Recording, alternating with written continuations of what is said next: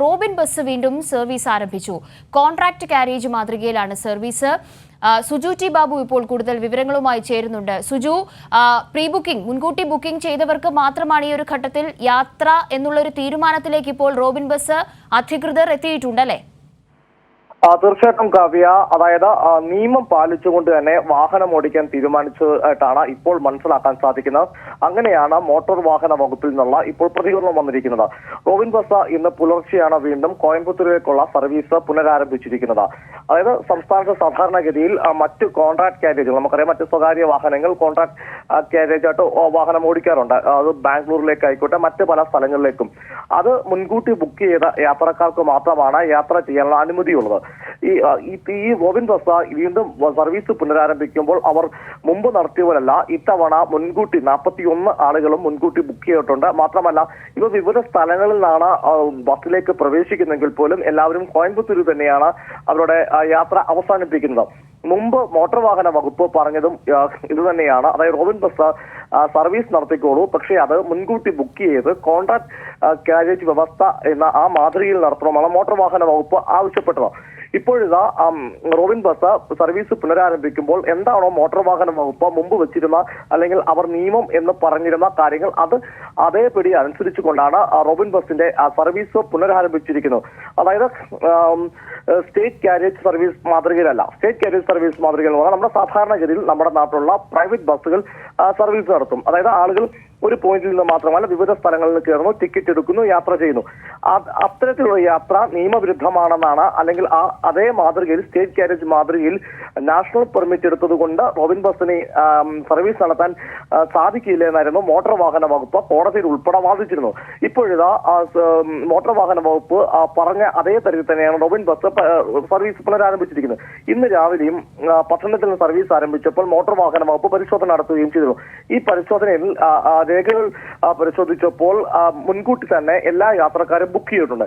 ആയതിനാൽ തന്നെ Robin bus വിട്ടു നൽകുകയും ചെയ്തു. മറ്റു പ്രധാനപ്പെട്ട കാര്യം, നവംബർ 23-നാണ് റോബിൻ ബസ് ഏറ്റവും ഒടുവിൽ മോട്ടോർ വാഹന വകുപ്പ് പിടിച്ചെടുത്തിരുന്നത്. പിന്നീട് ഇതുമായി ബന്ധപ്പെട്ട മോട്ടോർ വാഹന വകുപ്പ് ഏർപ്പെടുത്തിയിരിക്കുന്ന അല്ലെങ്കിൽ ചുമത്തിയിരുന്ന പിഴ റോബിൻ ബസ് ഉടമ അല്ലെങ്കിൽ റോബിൻ ബസ്സിന്റെ നടത്തിപ്പുകാരൻ അത് അടച്ചതിനെ തുടർന്ന് കോടതി മുഖേനയാണ് ബസ് വിട്ടു നൽകിയിരുന്നത്. മാത്രമല്ല, ആ കേസ് അവസാനിച്ചിട്ടില്ല. ഞാൻ മനസ്സിലാക്കുന്നത് ജനുവരി 10-ന് വീണ്ടും പത്തനംതിട്ടയിലെ കോടതിയിൽ ഈ റോബിൻ ബസുമായി ബന്ധപ്പെട്ട കേസ് വീണ്ടും പരിഗണിക്കും.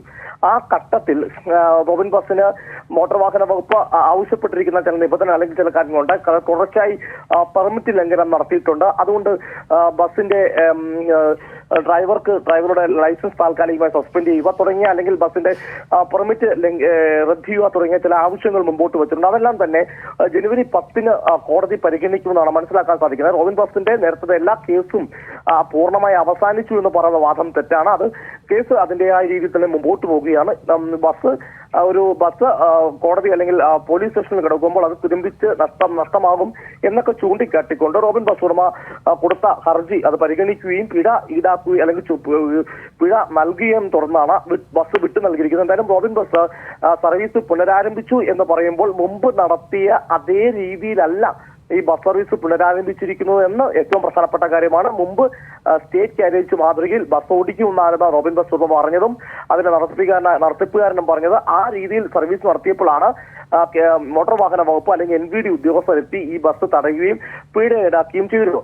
ഇപ്പോൾ ബസ് സർവീസ് പുനരാരംഭിക്കുമ്പോൾ വളരെ കൃത്യമായി പറയേണ്ടത് അത് ഒരു കോൺട്രാക്ട് കാരേജ് മാതൃകയിൽ തന്നെയാണ്. അതായത് ഒരു പോയിന്റിൽ നിന്ന് ആളുകൾ എടുക്കുന്നു അല്ലെങ്കിൽ വിവിധ സ്ഥലങ്ങളിൽ നിന്ന് ആളുകൾ ബസ്സിൽ പ്രവേശിക്കുന്നുണ്ടെങ്കിൽ പോലും മുൻകൂട്ടി ബുക്ക് ചെയ്ത് പ്രീ ഫിക്സ്ഡ് എമൗണ്ടിലാണ് ആൾക്കാർ യാത്ര ചെയ്യുന്നത്. കാവ്യ, ശരി സുജു, വളരെ പ്രധാനപ്പെട്ട വിവരങ്ങളാണ് ഇപ്പോൾ പങ്കുവച്ചത്. സുജു പറഞ്ഞതുപോലെ തന്നെ മോട്ടോർ വാഹന വകുപ്പ് എന്താണോ നിയമപരമായി ആവശ്യപ്പെട്ടത് അതേ മാതൃകയിൽ സർവീസ് നടത്തുകയാണെങ്കിൽ മറ്റൊരു പ്രശ്നവും ഇവിടെ സംഭവിക്കാനില്ല. എന്തായാലും മുൻകൂട്ടി ബുക്ക് ചെയ്തവർക്ക് മാത്രം പ്രവേശിക്കാനുള്ള അനുമതി നൽകിക്കൊണ്ട് കോയമ്പത്തൂർ വരെ പത്തനംതിട്ടയിൽ നിന്ന് സർവീസ് നടത്താൻ 41 പേരാണ് ഇന്ന് ബസ്സിൽ ഈ സർവീസിൽ റോബിൻ ബസ് ഇന്നിപ്പോൾ രാവിലെ സർവീസ് ആരംഭിച്ചപ്പോൾ ഉള്ളത്.